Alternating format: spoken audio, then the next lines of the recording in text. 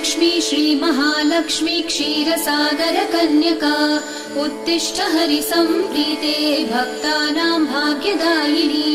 श्रीलक्ष्मी श्रीमहालक्ष्मी क्षीरसागरकन्यका उत्तिष्ठ हरिसम्प्रीते भक्तानां भाग्यदायिनी।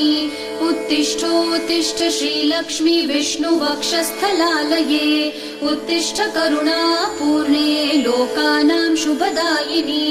उत्तिष्ठोत्तिष्ठ श्रीलक्ष्मी विष्णुवक्षस्थलालये उत्तिष्ठ करुणापूर्णे लोकानां शुभदायिनी।